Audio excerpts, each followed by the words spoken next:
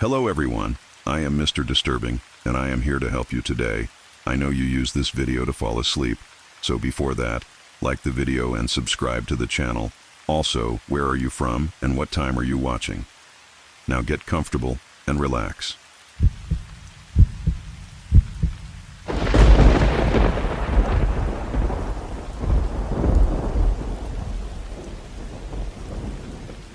You know, there's something about the old Appalachian mountains that just gets under your skin. Maybe it's the way the fog rolls through those ancient hollows like ghostly fingers, or how the wind carries sounds that shouldn't exist. But if you've ever driven those winding mountain roads late at night, windows down, breathing in that thick, humid air that tastes of pine and secrets, you'll understand why these mountains have birthed more ghost stories than anywhere else in America. The kind of stories that make you check your rearview mirror twice and keep your doors locked tight. What I'm about to tell you happened in a place where the boundary between this world and whatever lies beyond gets real thin. A place where the very trees seem to lean in closer, as if they're trying to hear your heartbeat. This particular tale comes from the remote valleys of West Virginia, where Black Creek winds its way through terrain so isolated that even today, cell phone towers can't reach into its depths.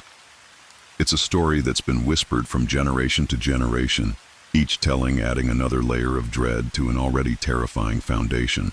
The year was 1771, and America was still finding its footing as a nation. The Revolutionary War was brewing, but out in the deep Appalachian wilderness, such matters felt as distant as the moon.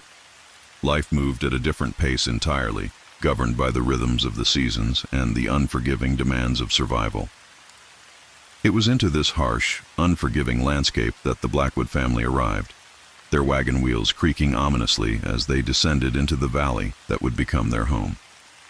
Thomas Blackwood was a man of considerable means for his time, though what exactly had brought him to these remote mountains remained a mystery to the handful of settlers who called the area home.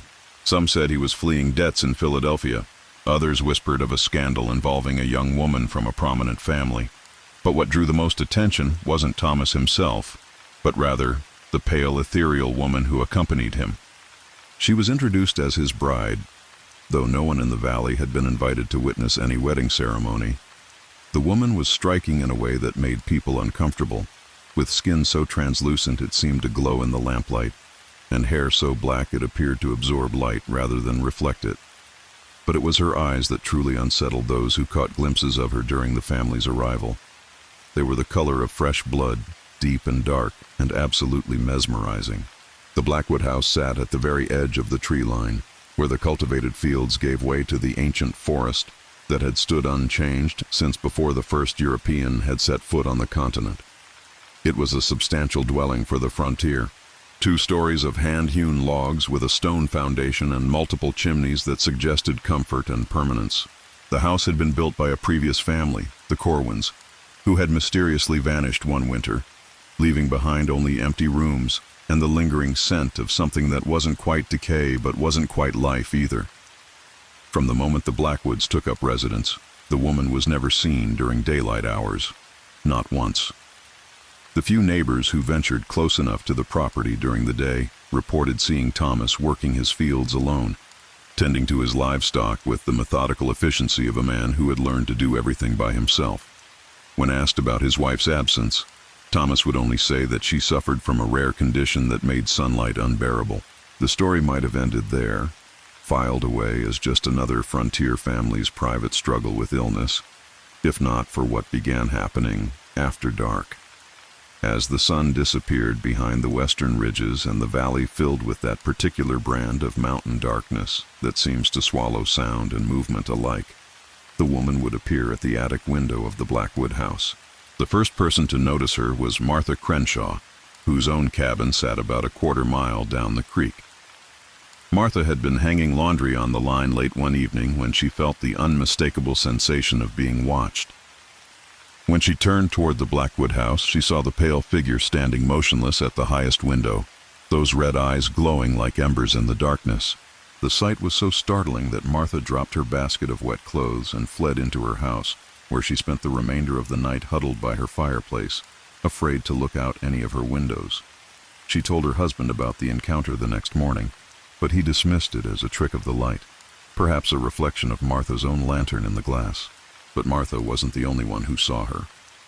Over the following weeks, other settlers reported similar encounters. The woman would appear at the attic window just as full darkness fell, and she would remain there for hours, perfectly still, those terrible red eyes scanning the valley below. It was as if she was hunting for something, or perhaps waiting for something to come to her. The Hendersons, who lived on the far side of the valley, found their livestock growing increasingly agitated after dark. Their horses would refuse to be led out of the barn, and their cattle would huddle together in the far corner of their pen, lowing mournfully until dawn. Even their dog, a massive mastiff named Bear, who had never shown fear of anything, would whine and scratch at the door to be let inside the moment the sun began to set. As autumn deepened and the nights grew longer, the woman's presence became more pronounced. She no longer confined herself to the attic window. Travelers passing through the valley reported seeing her standing in the doorway of the Blackwood house, or moving slowly across the property's perimeter, always keeping to the shadows, but never quite hiding herself completely. It was during this time that the first death occurred. Samuel Pritchard, a trapper who had been working the streams in the area for over a decade, was found dead beside Black Creek on a cold October morning. There were no signs of violence, no wounds or evidence of struggle. Samuel simply lay on the muddy bank as if he had chosen to lie down and sleep, except for the expression of absolute terror frozen on his face and the way his eyes had turned completely white. The local minister, Reverend Abernathy, examined the body and declared that Samuel had died of fright, though what could have frightened such an experienced woodsman remained a mystery. Samuel's funeral was held the following day, and the entire valley turned out to pay their respects. All except the Blackwoods, who remained conspicuously absent. It was at the funeral that Martha Crenshaw first shared her theory about the woman in the attic. She stood up during the service and announced that she believed the Blackwood bride was responsible for Samuel's death. The other mourners initially dismissed her claims as grief-induced hysteria, but Martha persisted, describing in vivid detail how she had seen the woman standing at the edge of the woods on the night Samuel died, her red eyes glowing like lanterns in the darkness. The second death came 3 weeks later. Young Peter Kellerman, barely 16, and known for his boundless curiosity about the world beyond the valley, was discovered near the Blackwood property line.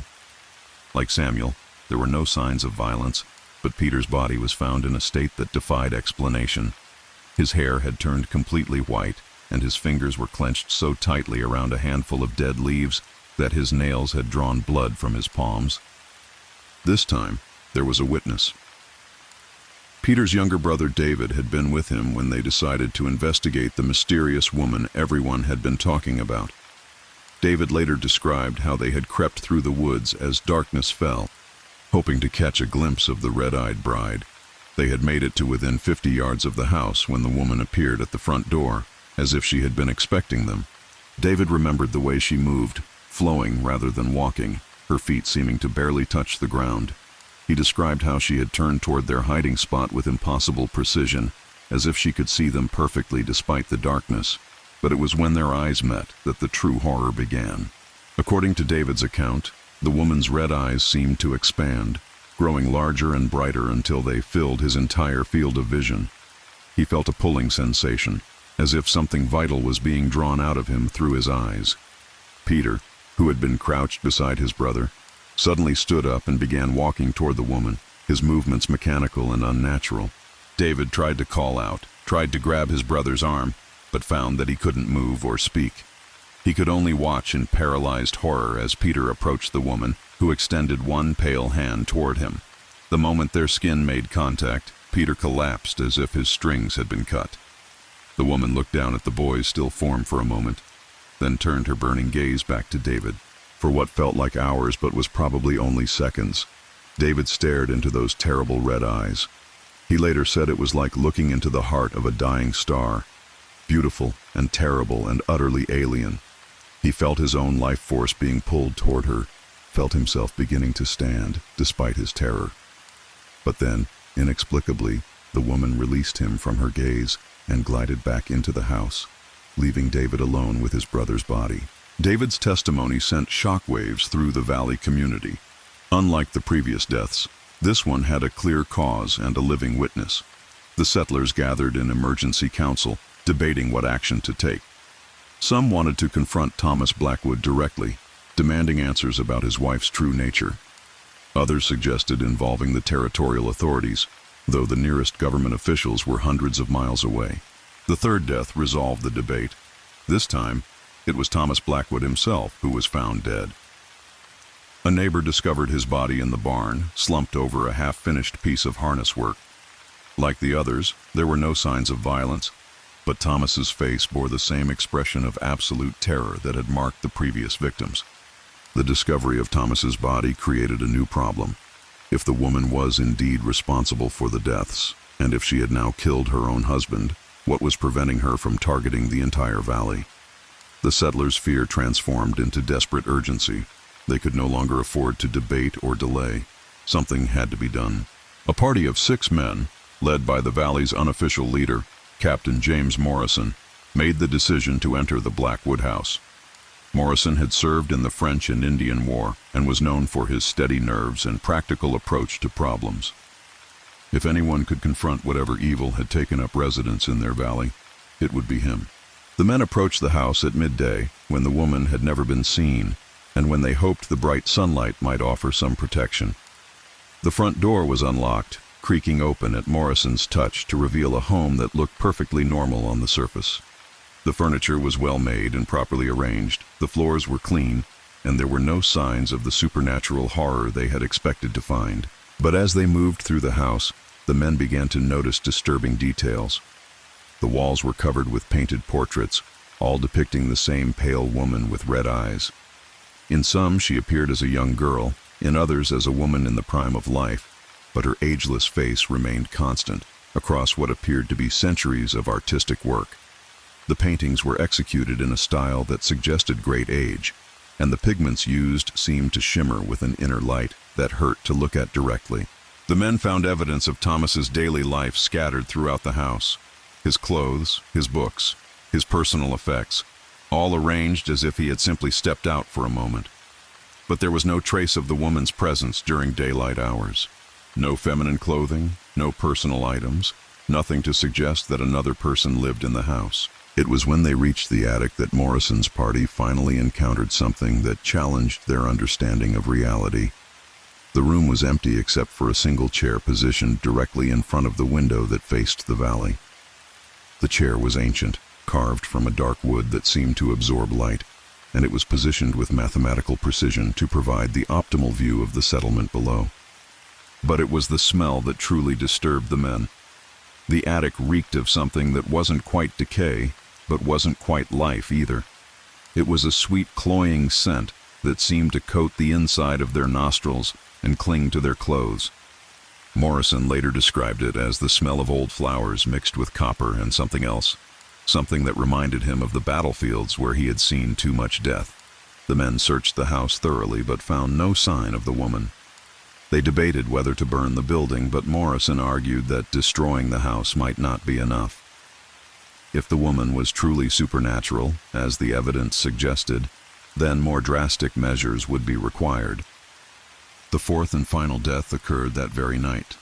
Captain Morrison himself was found dead in his own bed, his wife discovering his body when she woke at dawn. Unlike the others, Morrison had not died of fright alone. His body bore marks that suggested he had fought against something, though what that something might have been remained unclear. His hands were scratched and bloody, and his nightclothes were torn as if he had been struggling against invisible restraints.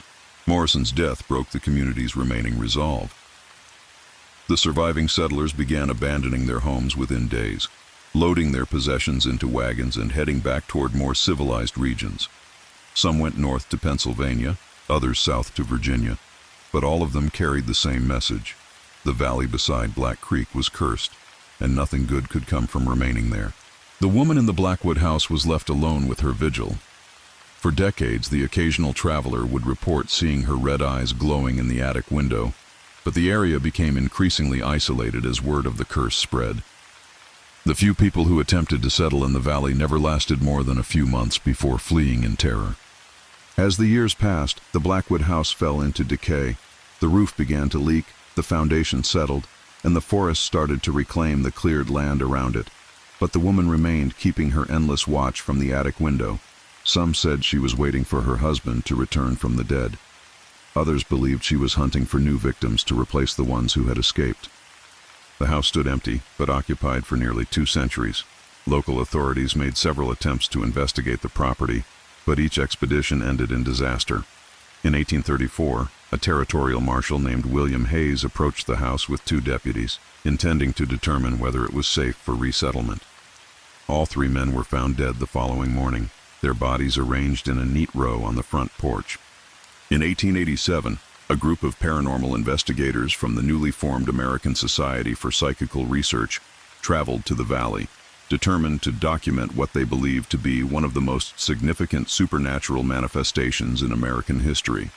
They spent 3 days in the area, recording temperature readings, photographing the house, and interviewing the few remaining locals who claimed to have seen the woman. On their final night, the investigators set up camp within sight of the house, hoping to observe the woman's nocturnal appearances.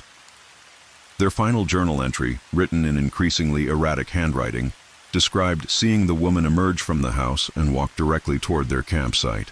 The entry ended mid-sentence, and the investigators were never seen again. Their equipment was found scattered across the valley, but their bodies were never recovered. The pattern continued through the early decades of the 20th century. Anyone who stayed in the valley for more than a few days would either flee in terror or disappear entirely. The woman's influence seemed to extend beyond the immediate area of the house, affecting travelers on the mountain roads and hikers exploring the wilderness areas. During the Great Depression, a family of desperate migrants attempted to settle in the abandoned valley, reasoning that any shelter was better than none. They lasted 6 days before the father was found dead beside Black Creek, his face frozen in the same expression of absolute terror that had marked the original victims. The family's mother gathered her children and fled, leaving behind all their worldly possessions in her haste to escape. World War II brought new attention to the remote valley when military surveyors identified it as a potential location for a training facility. The initial survey team reported strange phenomena that made their work impossible to complete. Compasses spun wildly, radio equipment malfunctioned, and several team members reported seeing a pale woman watching them from the ruins of an old house. The final military report, classified for decades, recommended that the area be declared off-limits for any government use. The surveyor's official conclusion was that the terrain was unsuitable for construction, but the classified sections of their report told a different story. They described encounters with something that defied rational explanation, something that posed a clear and present danger to any human presence in the area. By the 1950s, the woman's story had become part of regional folklore, passed down through generations of mountain families who had learned to avoid the valley beside Black Creek. But folklore has a way of attracting the curious, and the decade saw an increase in amateur ghost hunters and thrill seekers drawn to the area by stories of the red-eyed bride. Most of these visitors were easily discouraged by the remote location and the difficulty of reaching the valley. But a few persistent souls made it to the ruins of the Blackwood house, and not all of them returned. The local sheriff's department began keeping unofficial records of missing persons last seen heading toward the valley, though they were powerless to prevent people from making the journey. It was during this period that the federal government finally took notice of the situation. The exact details of their investigation remain classified, but public records show that in 1963, a joint task force comprising personnel from multiple agencies converged on the valley. They came equipped with heavy machinery, chemical analysis equipment, and what appeared to be military ordnance. The operation lasted 3 weeks and involved the complete demolition of the Blackwood house and the excavation of the surrounding area. Every trace of the building was removed, from the foundation stones to the last splinter of wood. The excavated soil was loaded into trucks and transported to an undisclosed location, and the entire area was treated with industrial-strength herbicides that left the ground barren for years. But the most significant aspect of the operation was what the task force found beneath the house. According to leaked reports that surfaced years later, the excavation revealed a series of underground chambers that predated the house by centuries. The chambers contained artifacts and remains that suggested human habitation stretching back to prehistoric times, but the items discovered were unlike anything in the archaeological record. The artifacts included carved stone figures with red gemstones for eyes, metal implements made from alloys that couldn't be identified, and what appeared to be preserved organic material that defied carbon dating. Most disturbing were the human remains, which showed signs of having been subjected to unknown preservation techniques that left them in an uncanny state between life and death. The official report stated that the chambers were flooded with concrete and permanently sealed, but witnesses to the operation claimed that something else was done to the site. They described seeing the task force personnel wearing protective equipment typically associated with radioactive contamination, and several witnesses reported seeing strange lights emanating from the excavation site during the night shifts. When the operation concluded, the federal task force classified all records related to the incident and imposed a permanent restriction on access to the area. The land was designated as a protected watershed, effectively placing it off limits to civilian access. Warning signs were erected at all approaches to the valley, citing environmental hazards and federal regulations. But classification and restriction couldn't erase the memory of what had happened in the valley, nor could it prevent the occasional sighting of something that shouldn't exist. Over the decades since the government cleanup, there have been sporadic reports from hikers, hunters, and local residents who claim to have seen a pale woman with red eyes wandering the mountain trails. These modern sightings differ from the historical accounts in several important ways. The woman no longer appears to be confined to the area around the former Blackwood house. Instead, she seems to roam freely through the broader mountain region, appearing at random locations and times. She no longer maintains her nocturnal schedule, having been spotted during daylight hours as well as at night. Most significantly, the woman no longer seems to be actively hunting victims. While her presence still induces fear and unease in those who encounter her, there have been no confirmed deaths directly attributable to her influence since the government intervention. It's as if the destruction of her earthly anchor has fundamentally changed her nature, transforming her from a predator into something more like a lost soul. The current generation of mountain residents has developed an unofficial protocol for dealing with sightings of the red-eyed bride. They avoid direct eye contact, retreat slowly without running, and report the encounter to local authorities who maintain unofficial records of such incidents. Most importantly, they never attempt to communicate with or approach the apparition, having learned from their ancestors' tragic mistakes. Some paranormal researchers theorize that the woman is trapped in a state of eternal wandering, unable to find peace because her physical anchor to the world was destroyed. Others believe that the government operation succeeded in weakening her connection to our reality, but was unable to completely eliminate her presence. A few researchers have suggested that she may be searching for a new location to establish herself, though there's no evidence to support this theory. The truth about the red-eyed bride of Black Creek may never be fully known.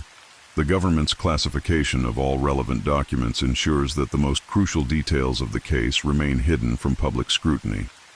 The few surviving witnesses to the 1963 operation have either passed away or remain bound by security oaths that prevent them from discussing their experiences.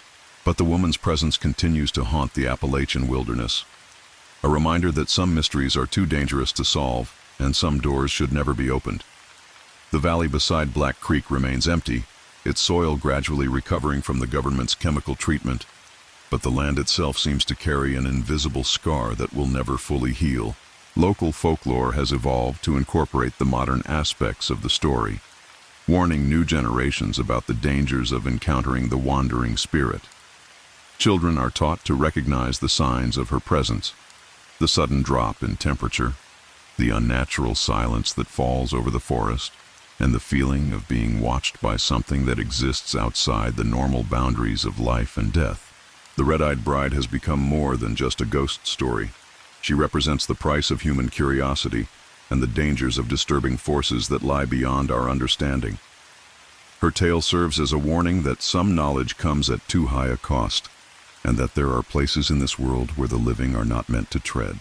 In the end, the woman who came to the Appalachian wilderness as a bride became something far more terrifying. A permanent resident of the boundary between worlds, forever watching, forever waiting, forever reminding us that not all mysteries are meant to be solved.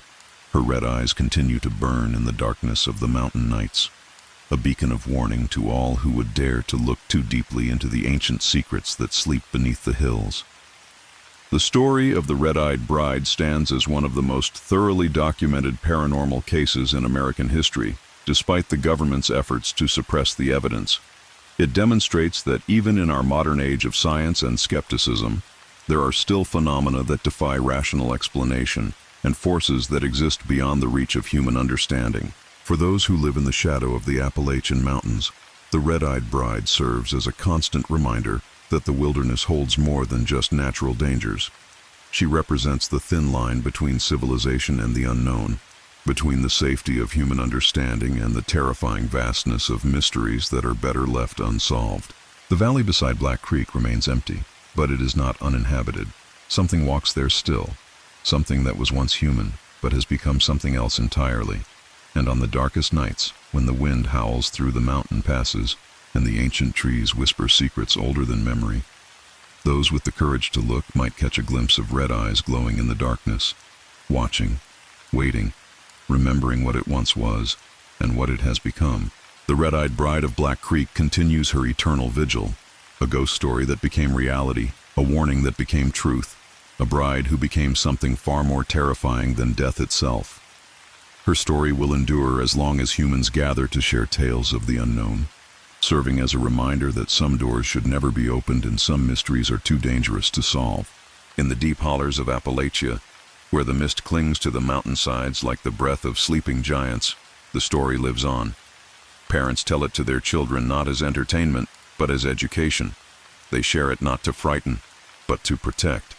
Because in those ancient mountains, where the boundary between worlds grows thin and the old powers still hold sway, the red-eyed bride continues her watch, forever changed, but never truly gone. The lesson of Black Creek echoes through the generations. Respect the darkness, fear the unknown, and remember that some prices are too high to pay for knowledge. The red-eyed bride paid that price nearly 3 centuries ago, and she continues to pay it still, trapped forever in the space between life and death, between human and something else entirely. Her story is a testament to the power of the unknown and a warning about the dangers of curiosity unchecked by wisdom. In the end, the red-eyed bride of Black Creek serves as more than just a ghost story. She is a reminder that in the deep places of the world, where civilization's light grows dim and the ancient darkness holds sway, there are still mysteries that are better left unsolved. What I'm about to share with you comes from a collection of documents I discovered in the basement of an old Presbyterian church in Randolph County, West Virginia. Among water-damaged hymnals and moth-eaten quilts, I found a leather satchel containing personal papers, medical records, and most disturbing of all, a detailed journal written by a man who should have known better than to spend the night in Heinrich Zimmermann's house, the clockmaker's house, the place where time itself seems to have broken, where every timepiece stops at exactly 3:07 a.m., the moment his daughter Elizabeth chose to end her suffering. The official record, what little remains of it, tells a sanitized version of events. Heinrich Zimmermann, master clockmaker from Bavaria, arrived in the Virginia colony in 1760 with his wife Greta and their 15-year-old daughter Elizabeth. They settled in what would later become West Virginia, in a remote valley where the morning mist clung to the hills like ghostly fingers. Heinrich was a skilled craftsman, his reputation for precision and artistry, drawing customers from as far as Charleston and Richmond. His home, a sturdy 2-story structure of local stone and imported timber, doubled as his workshop. The ground floor housed his collection of clocks, grandfather clocks, mantel clocks, pocket watches, and curious mechanical devices of his own design. The sound of their synchronized ticking could be heard from a quarter-mile away, a mechanical heartbeat that pulsed through the mountain air. The family thrived for nearly a decade. Heinrich's clocks were prized possessions among the colonial elite, each one a masterpiece of German engineering adapted to the harsh realities of frontier life. Elizabeth grew into a beautiful young woman, her golden hair and blue eyes making her the subject of many a suitor's attention. But the isolation of mountain life, combined with the constant oppressive sound of ticking clocks, began to take its toll on the family's mental state. The first signs of trouble appeared in the medical records of Dr. Jonathan Hartwell, a British Army surgeon stationed at Fort Pleasant. His notes, written in the precise script of military documentation, described treating Elizabeth for what he termed nervous exhaustion and melancholic fits. The entries spanned several months in 1769, detailing symptoms that would today be recognized as severe depression and anxiety. Dr. Hartwell prescribed laudanum and bloodletting, treatments that only seemed to worsen Elizabeth's condition. The most disturbing entry in Dr. Hartwell's journal describes his final visit to the Zimmerman household on October 12, 1769. He noted that Elizabeth had become obsessed with the clocks, claiming they were counting down to something terrible. She had begun timing her daily activities to their rhythms, eating only when the mantel clock chimed, sleeping only in the brief moments when Heinrich wound the mechanisms and their ticking temporarily ceased. Her father, Dr. Hartwell observed, seemed oblivious to his daughter's deteriorating mental state, lost in his own world of gears and springs. The military records were officially sealed following Dr. Hartwell's death in 1770, but copies survived in private collections. These documents reveal that on the night of October 13, 1769, Elizabeth Zimmerman was found dead in her father's workshop, having hanged herself from a rope secured to one of the massive wooden beams that supported the ceiling. The time of death was recorded as 3:07 a.m., a fact that would prove significant in the decades that followed. Thomas Brennan's journal provides the most detailed account of the supernatural events that plagued the Zimmerman house. Brennan, a traveling tinker and occasional clockmaker himself, sought shelter at Heinrich's home during a fierce October storm in 1771, exactly 2 years after Elizabeth's death. What he experienced that night would haunt him for the rest of his life. Brennan's writing style is that of an educated man, though his words carry the weight of someone who has witnessed something beyond rational explanation. His journal entry, dated October 15, 1771, begins with a description of his arrival at the Zimmerman house. The building stood like a monument to grief, its windows dark except for a single candle burning in what had once been Heinrich's workshop. The old clockmaker, now bent with sorrow and age, welcomed Brennan with the desperate hospitality of someone who had been too long alone with his thoughts. The house felt wrong from the moment Brennan crossed the threshold. The temperature seemed to drop several degrees, and the air carried a heaviness that made breathing difficult. Most unsettling of all was the silence. Every clock in the house had stopped, their faces frozen at 3:07. When Brennan asked about this peculiarity, Heinrich's response was a mixture of German and broken English, something about the clocks refusing to run past the moment of his daughter's death. As night fell, Brennan settled into the small guest room on the second floor, directly above the workshop. Heinrich had warned him that the house was not at peace and recommended he remain in his room until dawn, advice that Brennan initially dismissed as the ravings of a grief-stricken old man. The traveler's skepticism evaporated as the clock struck midnight. The sound began as a whisper, so faint that Brennan initially mistook it for wind rattling the shutters. But as he listened more carefully, he recognized the unmistakable rhythm of a clock's pendulum. Tick-tock, tick-tock, tick-tock. The sound seemed to come from within the walls themselves, as if the house had developed its own mechanical heartbeat. Brennan lit a candle and examined the room, but found no timepieces of any kind. The ticking grew louder as the night progressed, joined by the sounds of other clocks throughout the house. Brennan could hear the deep, resonant chime of grandfather clocks, the delicate chiming of mantelpieces, and the rapid ticking of pocket watches. Each sound was distinct, creating a cacophony of mechanical noise that seemed to build toward some terrible crescendo. As 3 a.m. approached, Brennan felt a presence in the room with him. The temperature dropped further, and his breath began to mist in the candlelight. The ticking reached a fever pitch, and he could hear footsteps moving through the house below. Slow, deliberate steps that seemed to pause at each clock before moving on to the next. The sound was accompanied by what Brennan described as a soft weeping, a woman's voice crying in the darkness. At exactly 3:07 a.m., every sound stopped. The silence was so complete that Brennan could hear his own heartbeat thundering in his ears. For a moment, he thought the ordeal was over. Then he heard it, a sound that would echo in his nightmares for years to come. From the workshop below came the creaking of rope under strain, followed by a soft thud as something heavy swayed back and forth. Brennan's curiosity overcame his fear, and he crept downstairs to investigate. The workshop was bathed in pale moonlight filtering through the windows, casting long shadows across Heinrich's workbenches and clock displays. In the center of the room, suspended from the same beam where Elizabeth had taken her life, hung a noose made of hemp rope. It swayed gently, as if disturbed by an invisible presence. As Brennan watched in horror, the rope began to twist and turn, forming knots and loops that seemed to have a life of their own. The sight was mesmerizing and terrifying, a display of supernatural activity that defied rational explanation. The rope continued its dance for several minutes before finally going still, leaving only the faint scent of lavender in the air, Elizabeth's favorite perfume. The remainder of the night passed in relative quiet, though Brennan remained sleepless and vigilant. At dawn, he found Heinrich in the kitchen, preparing a simple breakfast with the mechanical precision of a man going through familiar motions. The old clockmaker's eyes were red-rimmed and haunted, and he seemed to age years in the space of a single night.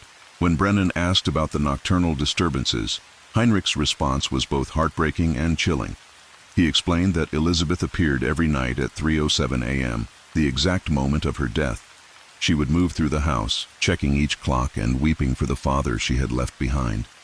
Heinrich had grown accustomed to her presence, finding comfort in these brief reunions with his beloved daughter. The old clockmaker revealed that he had tried numerous times to wind the clocks, to restore their normal function, but they refused to advance past 3:07. He had consulted with ministers, doctors, and even practitioners of folk magic, but nothing could free his home from the supernatural prison that held it. Heinrich had accepted his fate, choosing to live with the nightly reminders of his loss rather than abandon the only place where he could still feel connected to Elizabeth. Brennan left the Zimmerman house that morning with a profound sense of relief, but also with a heavy heart. He had witnessed something that challenged his understanding of the natural world, something that suggested the boundaries between life and death were not as absolute as he had believed. The experience changed him fundamentally, making him more attuned to the spiritual undercurrents that flowed through the Appalachian mountains. The most intriguing aspect of this case lies in the medical records that were discovered and subsequently suppressed.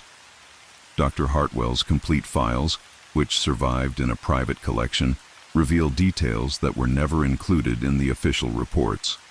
His final examination of Elizabeth, conducted just days before her death, noted several physical anomalies that defied medical explanation. Elizabeth's pulse, when measured, seemed to match the rhythm of her father's grandfather clock exactly. Dr. Hartwell initially dismissed this as coincidence, but repeated measurements confirmed the synchronization. More disturbing still was the discovery that Elizabeth's heartbeat would slow or accelerate in response to changes in the clock's timing. When Heinrich adjusted the pendulum, Elizabeth's vital signs would change accordingly. The military surgeon also documented Elizabeth's claim that she could hear the thoughts of the clocks. She described each timepiece as having its own personality and purpose, with some being benevolent and others harboring darker intentions. The grandfather clock in the main hall, she insisted, was counting down to her death, its every tick bringing her closer to an inevitable end. Dr. Hartwell initially attributed these claims to hysteria, but his private notes suggest he began to question his own skepticism. The most damning evidence came from Dr. Hartwell's post-mortem examination. Elizabeth's body showed signs of what he termed temporal displacement, physical changes that suggested she had been aging at an accelerated rate. Her hair, once golden, had developed streaks of premature gray. Her skin showed signs of advanced aging, particularly around her eyes and mouth. Most disturbing of all, her internal organs appeared to have aged decades in the space of months.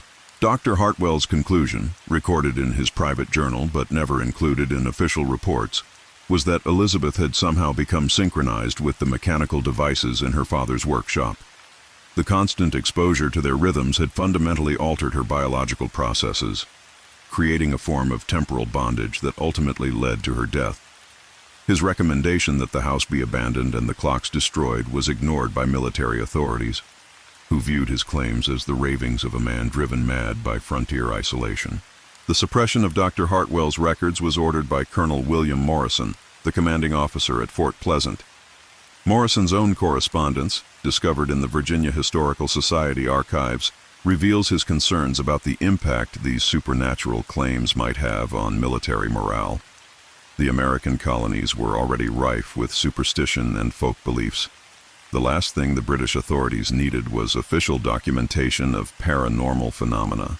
The cover-up was thorough and effective.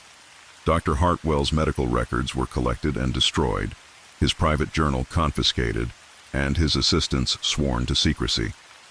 The official cause of Elizabeth's death was listed as self-inflicted injury due to melancholic disposition, with no mention of the supernatural circumstances surrounding the event.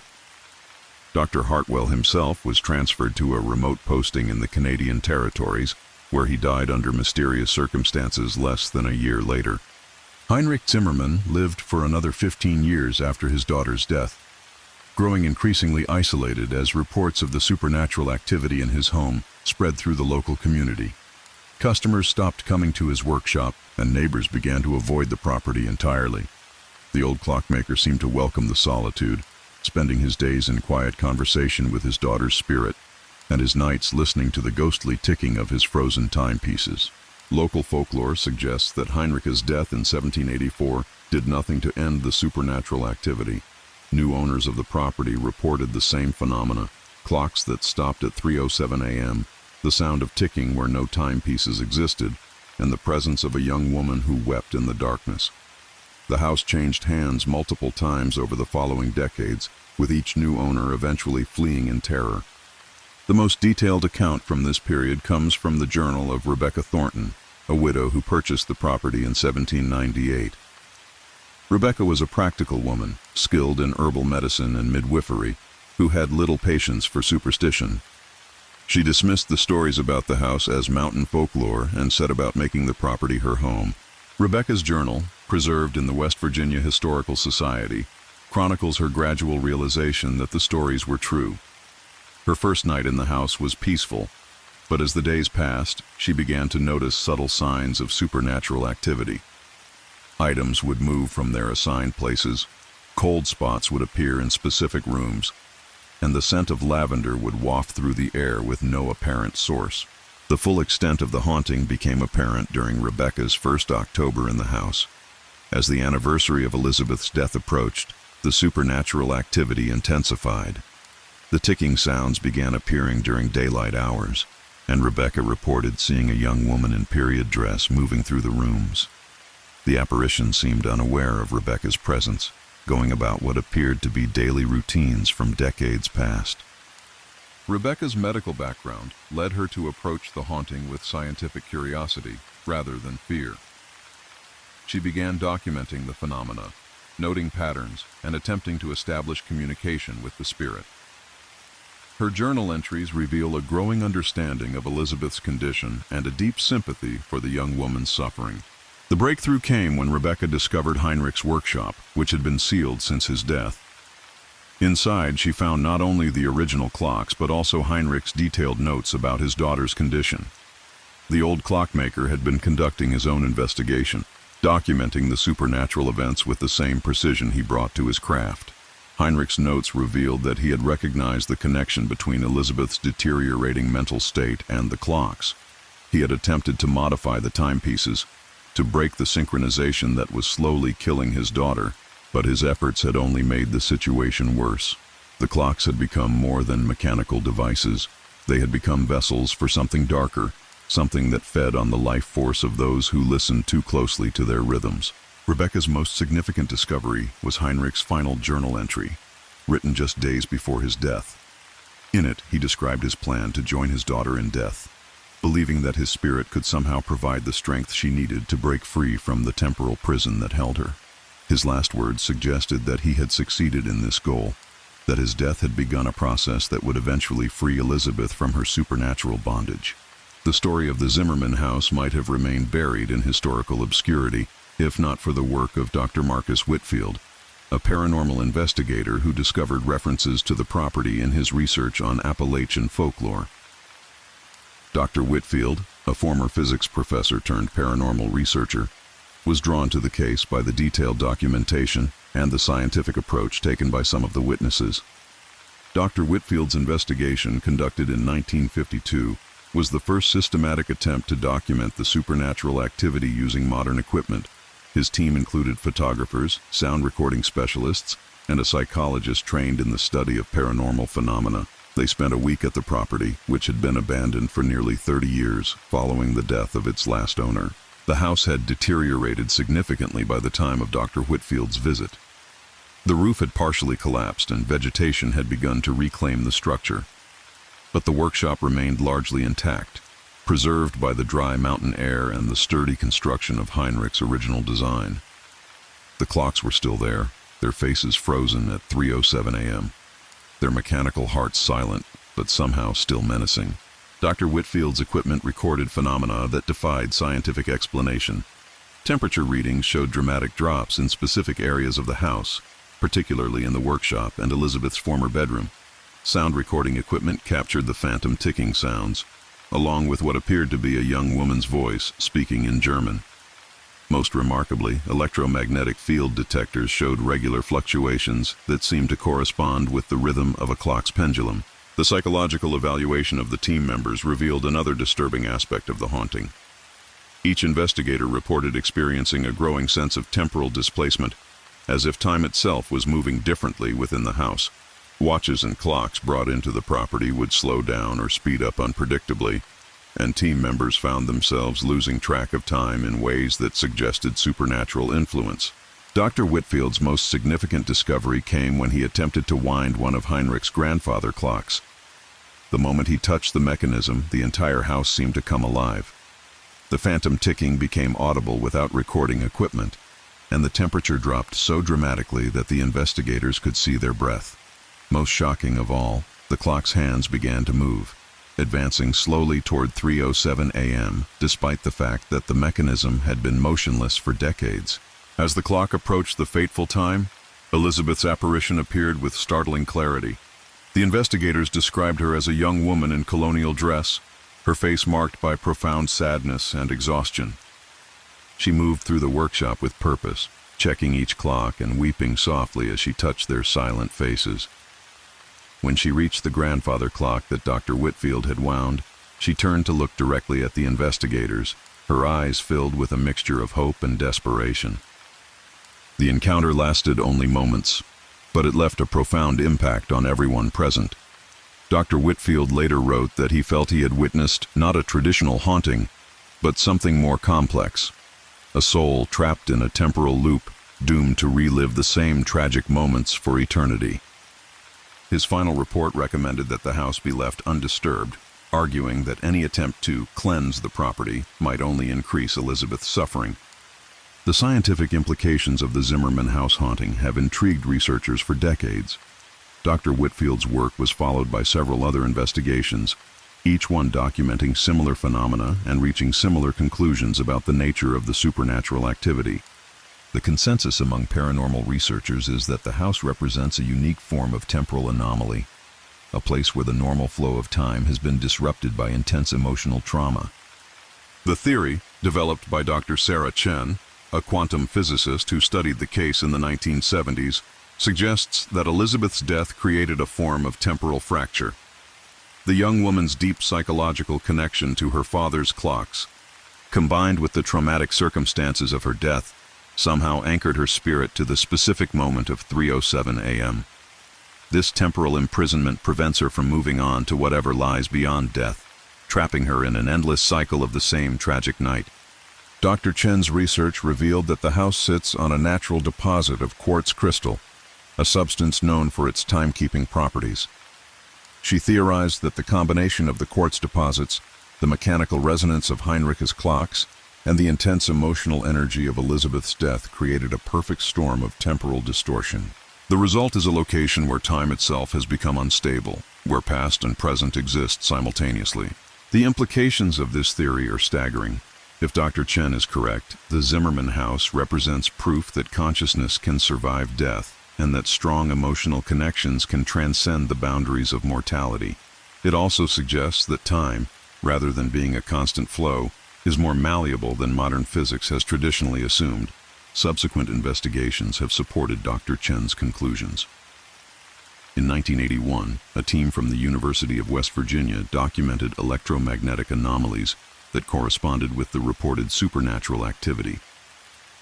Their equipment recorded energy spikes that occurred at regular intervals, creating a pattern that matched the rhythm of a clock's pendulum. Most remarkably, these energy fluctuations occurred whether or not the phantom ticking was audible to human observers. The most recent investigation, conducted in 1995 by the Appalachian Institute for Paranormal Studies, used advanced digital recording equipment to capture evidence of the haunting. Their recordings revealed not only Elizabeth's voice, but also what appeared to be Heinrich's, suggesting that the old clockmaker had indeed joined his daughter in her temporal prison. The two spirits seemed to be engaged in an ongoing conversation, with Heinrich attempting to comfort his daughter and Elizabeth expressing her desire to be free from the endless cycle of death and rebirth. Despite decades of investigation, many questions about the Zimmerman house remain unanswered. The most pressing of these concerns, the mechanism by which Elizabeth's spirit became trapped. While Dr. Chen's temporal fracture theory provides a scientific framework for understanding the phenomenon, it doesn't explain why this particular death resulted in such a unique form of haunting. One possibility is that Elizabeth's gradual synchronization with her father's clocks created a form of metaphysical entanglement.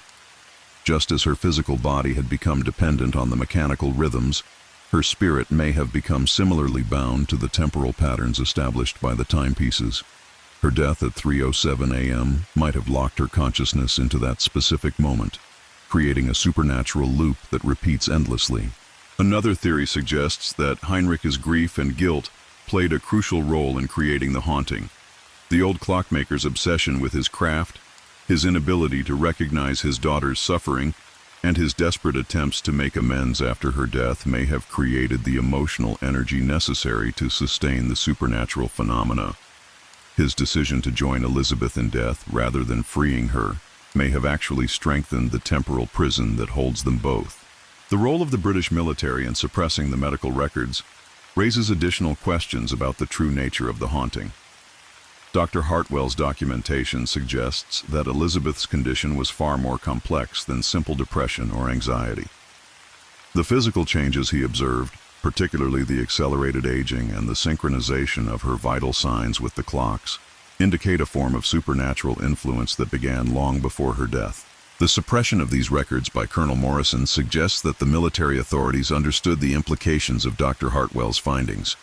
The deliberate destruction of evidence and the transfer of the doctor to a remote posting indicate a cover-up that went far beyond concerns about morale. It's possible that the British government was aware of similar phenomena and was attempting to prevent public knowledge of supernatural activity in the American colonies.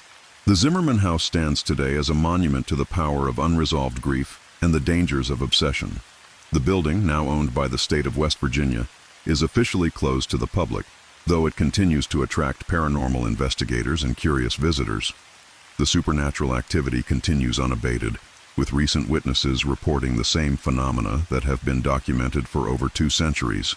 The story of Elizabeth and Heinrich Zimmerman has become part of Appalachian folklore, a cautionary tale about the consequences of ignoring the spiritual and emotional needs of family members.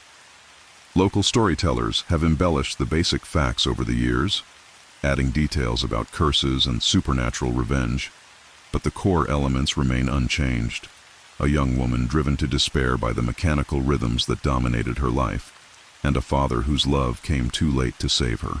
The house itself has become a symbol of the thin boundary between life and death that exists in the mountains of Appalachia. The region has always been known for its ghost stories and supernatural legends, but the Zimmerman house represents something more scientific, more documented, and therefore more unsettling than typical folklore. It's a place where the impossible has been verified by multiple witnesses, where the supernatural has been captured on recording equipment, and where the boundaries of scientific understanding have been tested and found wanting.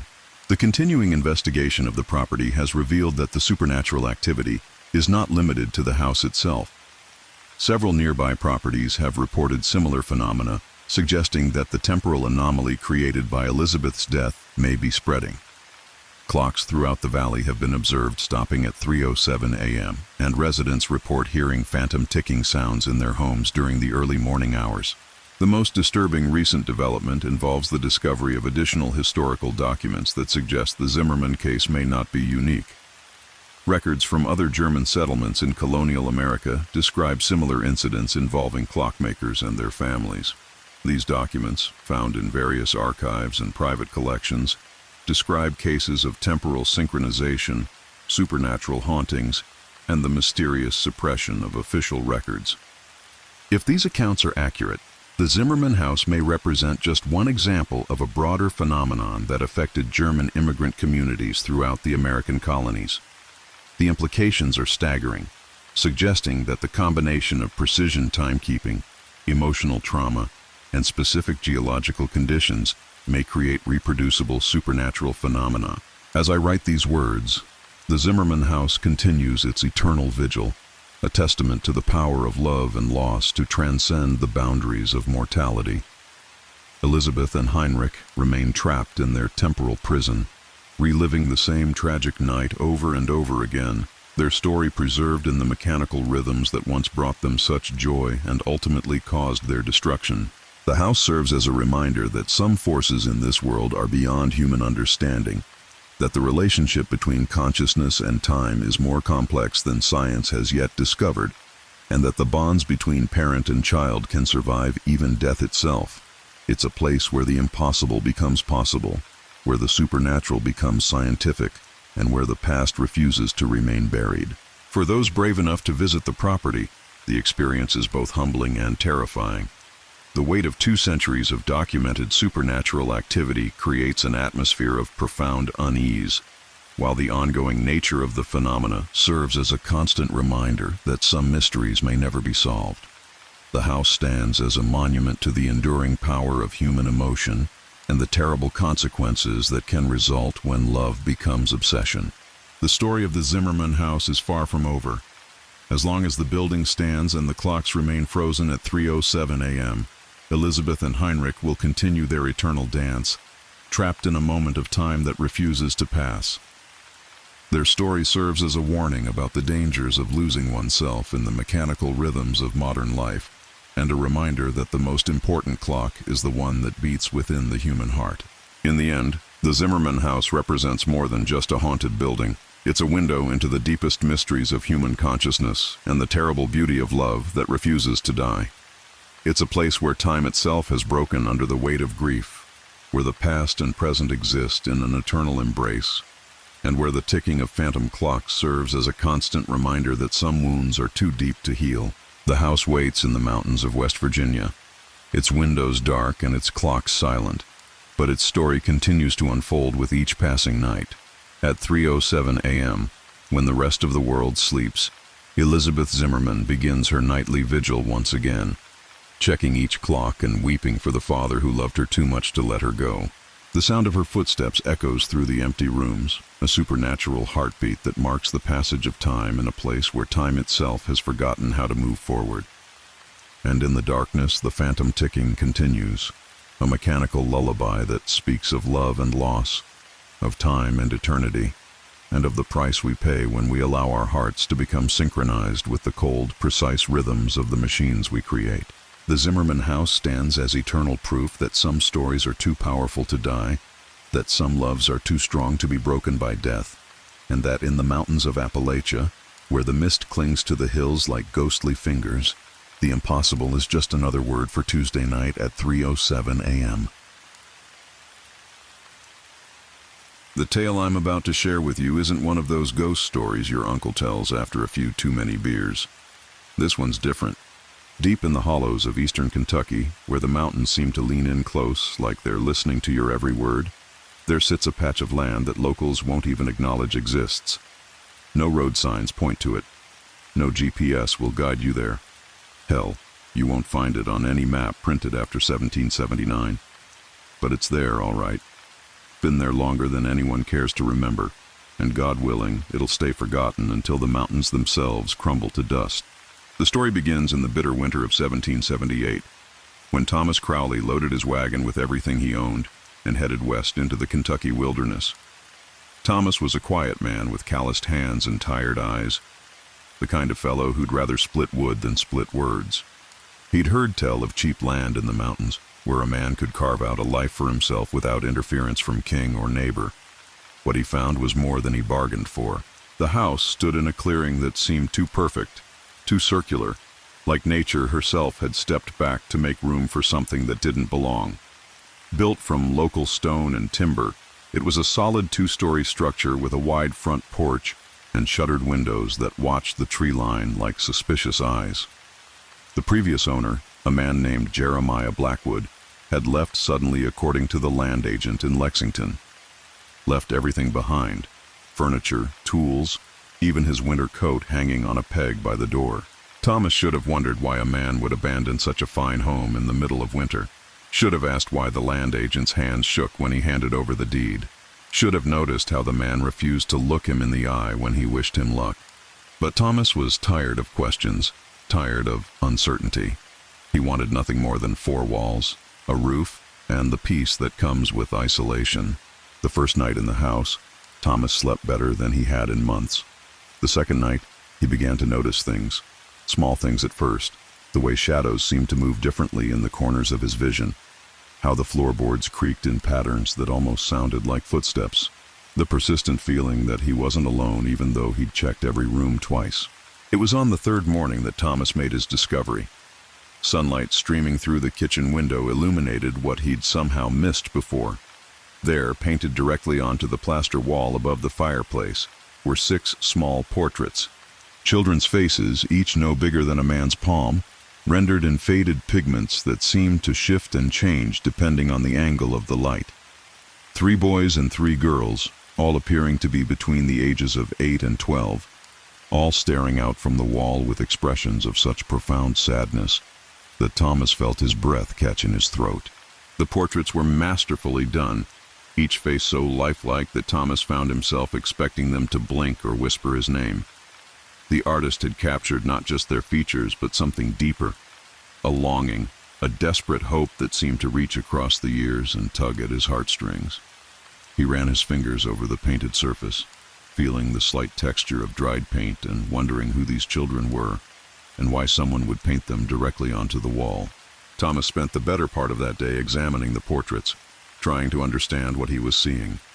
The children were dressed in clothing that suggested they came from different time periods.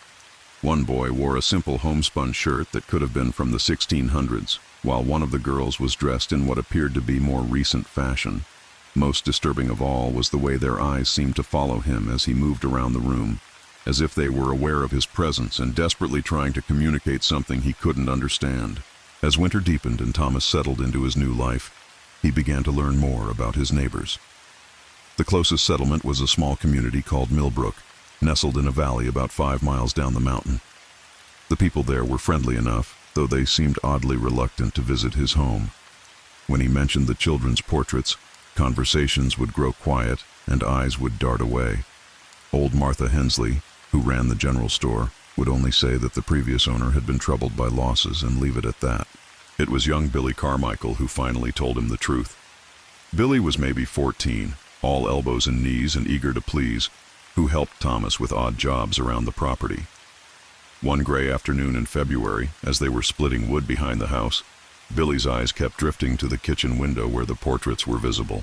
Billy explained that every year, for as long as anyone could remember, a child from Millbrook would disappear. Not wander off and get lost in the woods, disappear completely, as if they'd never existed at all. Sometimes it was a boy, sometimes a girl, always between the ages of 8 and 12. They would be there one morning and gone by evening, leaving behind no trace except the growing despair of their families. The pattern was always the same. The child would begin having dreams weeks before their disappearance, dreams of being called to the woods by voices they couldn't quite identify. They would become distant, distracted, as if listening to something no one else could hear. Then, on a night when the moon was dark and the wind howled through the hollow like a living thing, they would slip from their beds and walk into the forest, never to be seen again. Thomas felt a chill that had nothing to do with the February cold. He asked Billy about the portraits, about their connection to the disappearances, but the boy just shook his head and said some things were better left alone.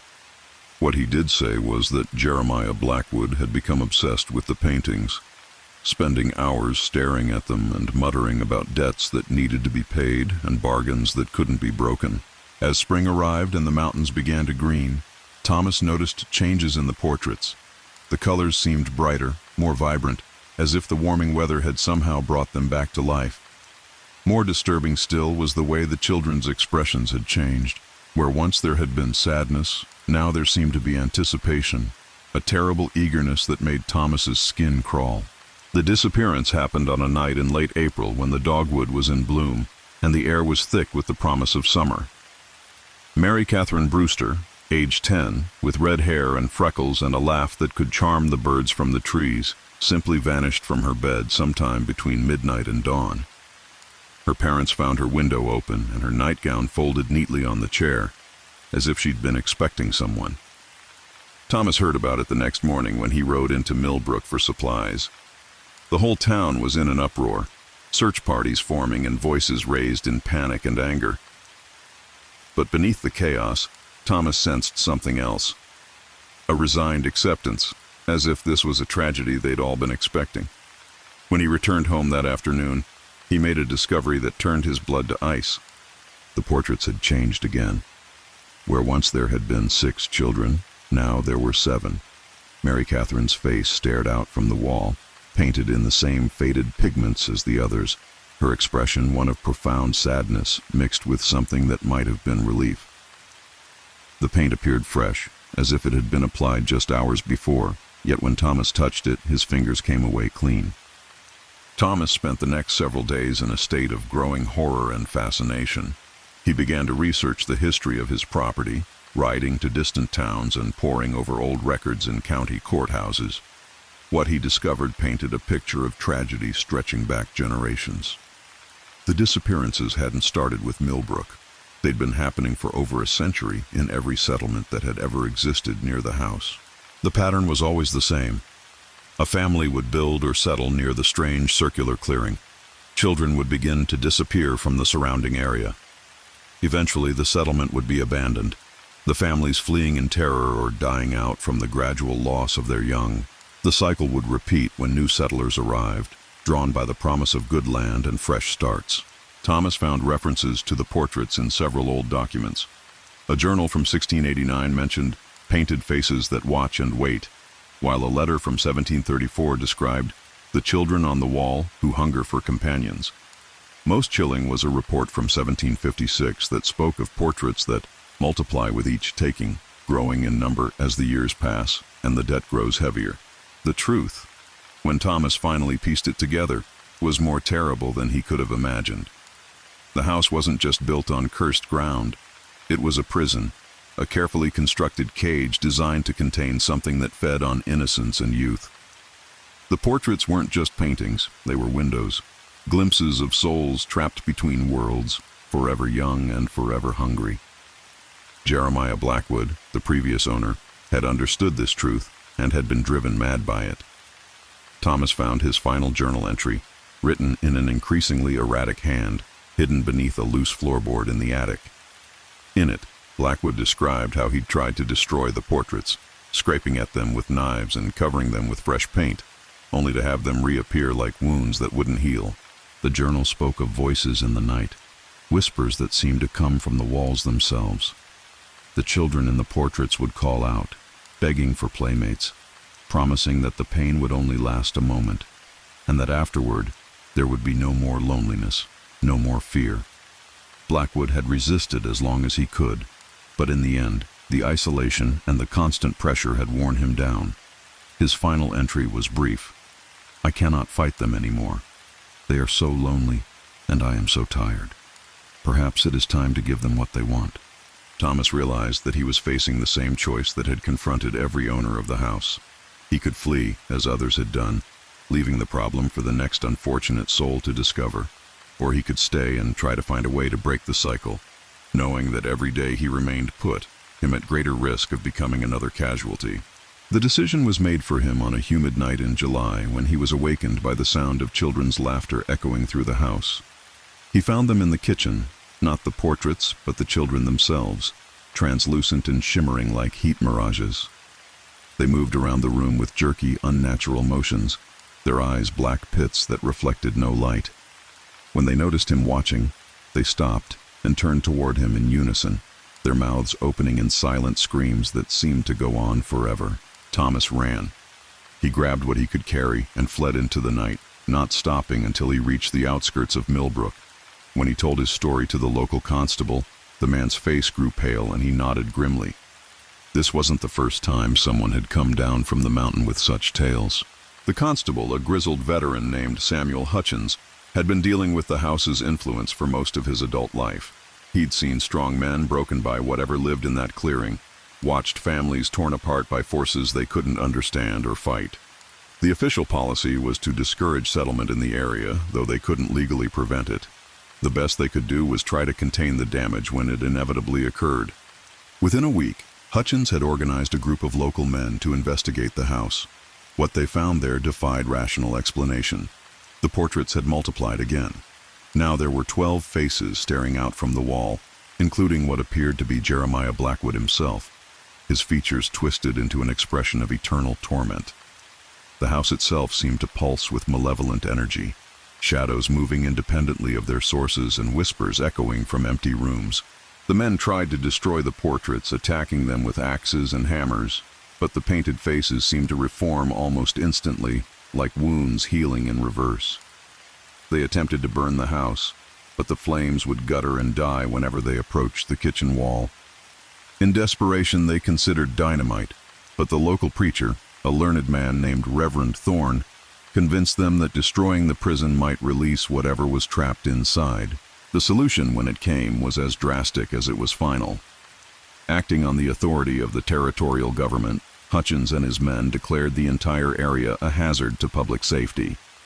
They erected barriers, posted warnings, and began the process of legally sealing the land from future settlement.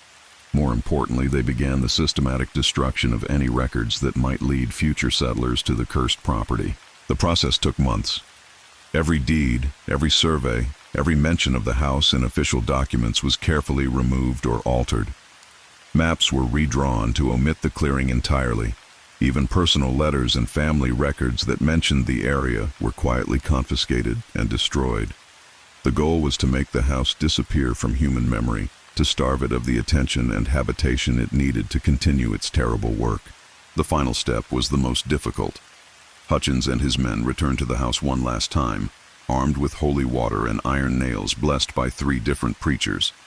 They didn't try to destroy the portraits again. Instead, they sealed the kitchen permanently, bricking up the doorway and windows, then sealing the entire house with iron bars and sacred symbols. The clearing itself was marked with warning stones inscribed with protective runes, though these were hidden where casual visitors wouldn't notice them. For a time, the plan seemed to work. The disappearances stopped, the whispers faded, and the oppressive atmosphere that had hung over the area for generations began to lift. Millbrook prospered, growing into a proper town with schools and churches and all the trappings of civilization. Children played in the streets without fear, and parents slept peacefully, knowing their young ones were safe. But the mountains have long memories, and some hungers are too deep to be permanently satisfied. As the years passed and the original witnesses died off, the story of the house began to change. What had once been a warning became a legend, then a myth, then finally just another tall tale told around winter fires. The protective barriers fell into disrepair, the warning stones were forgotten, and the very existence of the cursed property faded from living memory.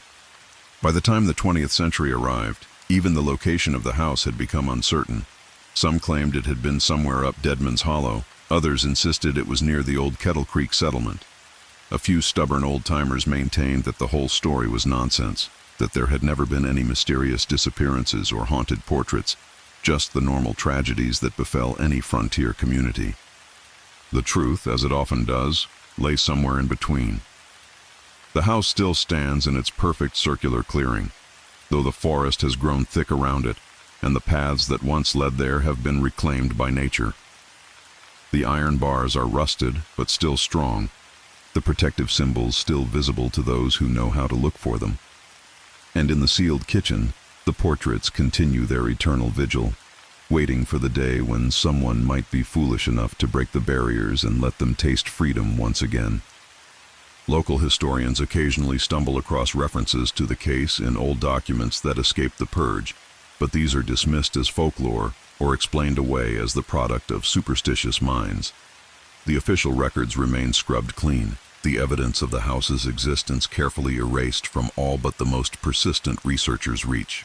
Yet sometimes, on nights when the moon is dark and the wind howls through the hollows like a living thing, hikers and hunters report strange phenomena in the deep woods. They speak of children's laughter echoing from nowhere, of glimpses of young faces peering through the trees, of an overwhelming sense of sadness and longing that seems to emanate from the very earth itself. Most dismiss these as tricks of the mind, the product of isolation and old stories half remembered. But the wise ones, the ones who carry the memories of their grandparents and great-grandparents, know better. They know that some hungers never truly die, that some prisons aren't as secure as they appear, and that the mountains keep their secrets close but not always forever. They teach their children to stay on the marked trails, to never venture alone into the deep woods, and to turn back immediately if they ever find themselves in a clearing that seems too perfect, too circular, too much like a place where something terrible might be waiting. The house sleeps, but it does not dream. It waits, patient as stone, hungry as winter, for the day when the last of its wardens will die and the barriers will finally crumble. And when that day comes, when the portraits are finally free to work their terrible magic once again, the mountains will remember what they have always known, that some stories aren't meant to be forgotten, no matter how much we might wish them to be. Until then, the children wait on the wall, their painted eyes bright with hope and hunger, counting the years and the decades like beads on a string, knowing that eventually, inevitably, someone will come to set them free. The debt remains unpaid, the bargain unbroken, and the cycle waits to begin anew. Deep in the hollows of eastern Kentucky, where the mountains lean in close and the fog rolls thick, there sits a patch of land that locals won't acknowledge exists. But it's there, all right. It's always been there, and it always will be, until the mountains themselves crumble to dust, and the last echo of children's laughter finally fades into the eternal silence of the hills.